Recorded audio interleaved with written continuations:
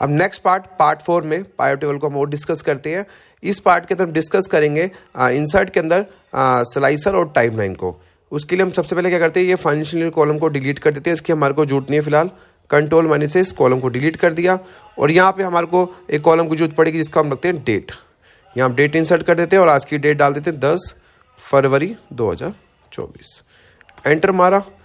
यहाँ इसको हम डेट का फॉर्म यहाँ पहले इसको ड्रैग कर लेते हैं और डेट का फॉर्मेट हम होम पे जाके इसकी फॉर्मेटिंग चेंज कर देते हैं, हम इसको शॉर्ट डेट कर देते हैं। ठीक है, डेट आ गई आपकी। अब कैसे करते हैं, कंट्रोल से डेटा को सिलेक्ट किया, ऑल्ट एन वी। अब हम इसको न्यू वर्कशीट पे करते हैं, हम अलग से डेटा को अलग से न्यू वर्कशीट में करते हैं। अगर उस शीट में करेंगे तो थोड़ी सी खिचड़ी सी पक जाएगी, न्यू वर्कशीट में करते हैं। ओके कर दिया, ये मेरे न्यू वर्कशीट के अंदर आ गया। अच्छा देखो, अब मैंने वहाँ पे यहाँ देखो फाइनेंशियल ईयर और ईयर आ रहा है, मैंने वहाँ पे देख सकते हो शीट 1 में मैंने वहाँ कॉलम चेंज किए थे, तो यहाँ पे मेरा इस फील्ड में कोई चेंज नहीं हुआ। तो उसके लिए मुझे क्या करना पड़ेगा, मैंने आपको बताया था, यहाँ से मुझे रिफ्रेश से जाके डेटा में भी जाके रिफ्रेश ऑल कर सकते हो, नहीं तो एनालाइज में जाके आप रिफ्रेश ऑल कर सकते हो। रिफ्रेश ऑल कर दिया, देखो आपका ये सारी कॉलम रिफ्रेश, मतलब आपको जो भी बेस डेटा में आप जो भी चेंज करोगे आपको रिफ्रेश ऑल करना पड़ेगा। ठीक है, अब रिफ्रेश ऑल कर दिया। अब हम यहाँ रख लेते हैं, एक काम करते हैं, यहाँ ब्रांड को रख लेते हैं रोज़ में। ब्रांड कहाँ गए मेरे, ये ब्रांड को मैंने रोज़ में रख लिया और मैं रख लेता हूँ रीज़न को रख लेता हूँ कॉलम्स में।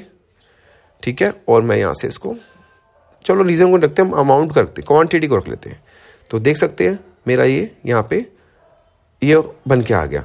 अच्छा, उसके बाद मेरे पे आता है इंसर्ट स्लाइसर। यहाँ पे हम मंथ को भी रख लेते हैं, यहाँ पे हम मंथ का ये मंथ को मैंने रख लिया।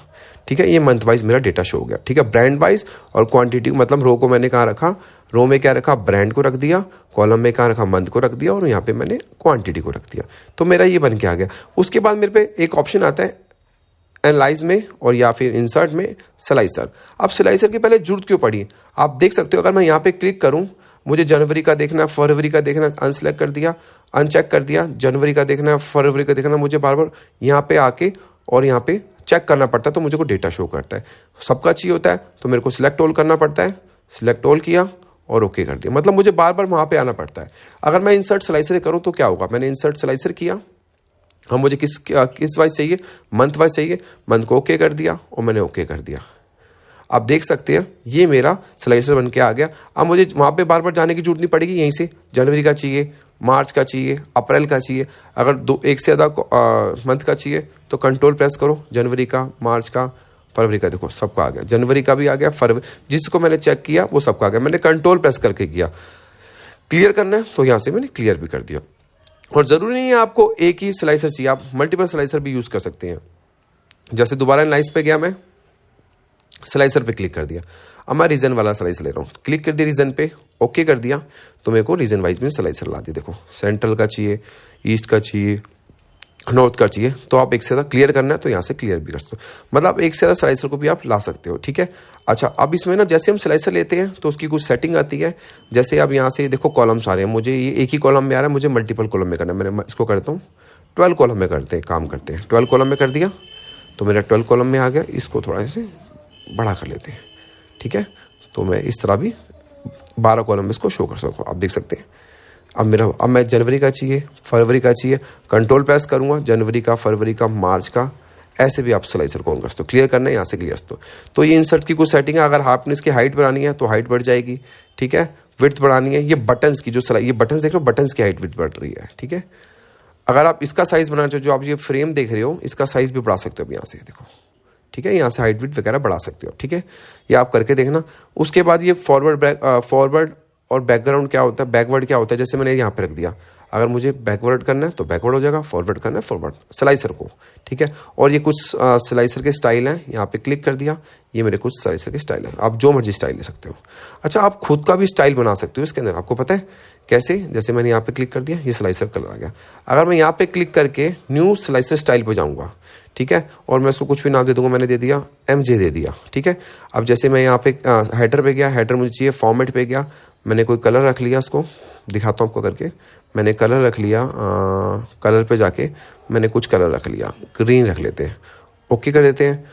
कुछ ये सिलेक्टेड फ्रॉम डेटा किससे होगा, फॉर्मेट पे गया, इसका कुछ और कलर रख लेते हैं, ठीक है, ये रेड कलर रख लेते हैं। ठीक है, अलग अलग स्टाइल है, अलग हर चीज selected item with no data तो क्या कलर आना चाहिए, अनसेलेक्ट करो तो क्या अनसेलेक्ट कर दो, आइटम विद डेटा में कैसा कलर आना चाहिए, मतलब बहुत सारी ऐसे कलर आपको फॉर्मेटिंग सेट कर सकते हो। अब मैं इसका कुछ ये कलर लेता हूँ और ओके करता हूँ और ओके कर दिया, तो आप देख सकते हो आपका वहाँ पे एक जो स्लाइसर है वो ऐड हो जाएगा, जो भी आपने नाम दिया था MJ, देखो दिख रहा है, क्लिक कर दिया तो देखो मेरा MJ वाला डेटा इस तरह का स्लाइसर आ गया।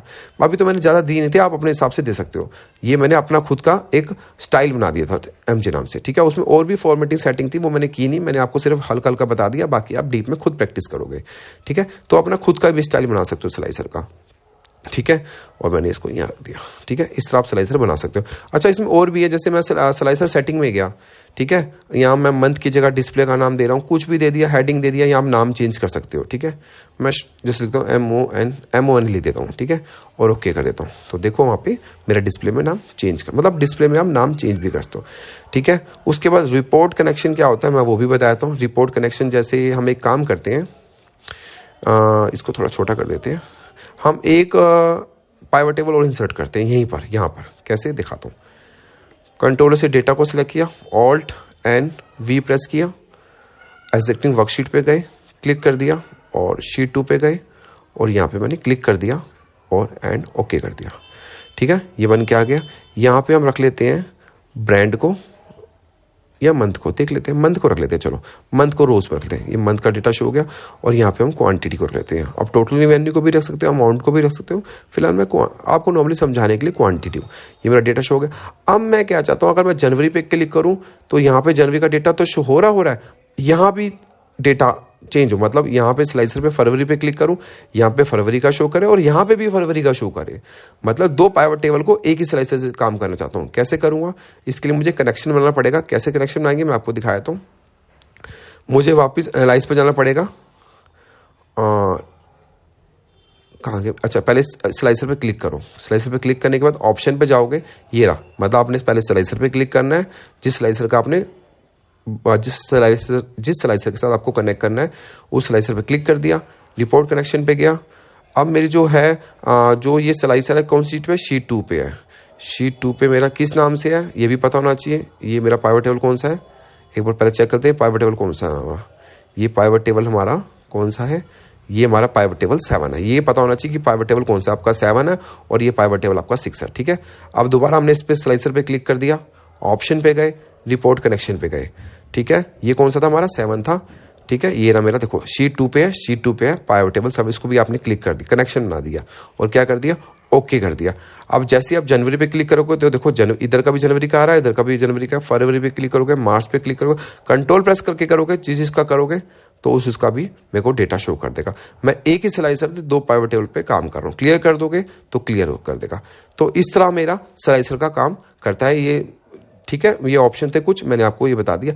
अब नेक्स्ट जो बैठता है हमारा वो बैठता है इंसर्ट पे जाके, अब हम पढ़ते हैं टाइमलाइन को। अब टाइमलाइन कैसे करता है, वापस हमने डेटा पे आ गए, कंट्रोल से डेटा को सिलेक्ट किया। अब इसको भी हम न्यू वर्कशीट पे करके दिखाते हैं। मैंने प्रेस किया Alt+V, ठीक है, इसके लिए भी न्यू वर्कशीट लेते हैं। न्यू वर्कशीट पे क्लिक कर दिया, अब मेरी न्यू वर्कशीट बन के आ गई। ठीक है, अब उसके बाद हम क्या करते हैं, डेट को रख लेते हैं हम फिल्टर में और ब्रांड को रख लेते हैं हम, ब्रांड कहाँ गए मेरा, ब्रांड को रख लेते हैं हम रोज़ में। ठीक है, ये रोज़ में रख लिया और यहाँ पे हम क्वांटिटी को रख लेते हैं। तो आप देख सकते हैं मेरा पावर टेबल बन के आ गई। अब जैसे ही मैं यहाँ पे क्लिक करता हूँ तो आप देख सकते हो फिल्टर, मैंने डेट को कहाँ रखा, फिल्टर में रखा, तो मेरा सारा जो है फिल्टर में दिखा रहा है। अब मुझे किसी भी डेटा को शो करना है, डेट वाइज शो करना है, तो बार मुझे डेट पे क्लिक करना पड़ेगा। अभी तो मैंने बहुत कम डेटा लिया, अगर मल्टीपल डेटा होता तो मुझे बहुत प्रॉब्लम होती। तो इसके लिए यूज़ होता है हमारा टाइमलाइन। अब टाइमलाइन कैसे काम करता है, मेरा टाइमलाइन देखो इंसर्ट पे भी आया था, नहीं तो एनालाइज पे भी टाइमलाइन का आपका ऑप्शन होता है।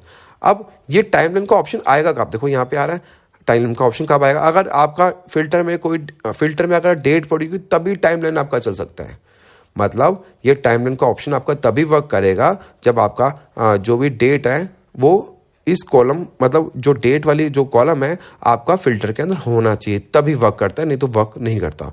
अगर मैं डेट को यहाँ नहीं लिखूंगा तो मेरा टाइमलाइन का ऑप्शन नहीं चलेगा। तो मैं फिल्टर को इसको मैं डेट पे रख दिया और मैंने देखो मेरा यहाँ पे फिल्टर के अंदर ये आ गया और मैं टाइमलाइन पे मैंने क्लिक कर दिया। अब टाइमलाइन पे क्लिक करते ही यहाँ पे डेट आ गई और डेट पे क्लिक कर दिया और ओके कर दिया।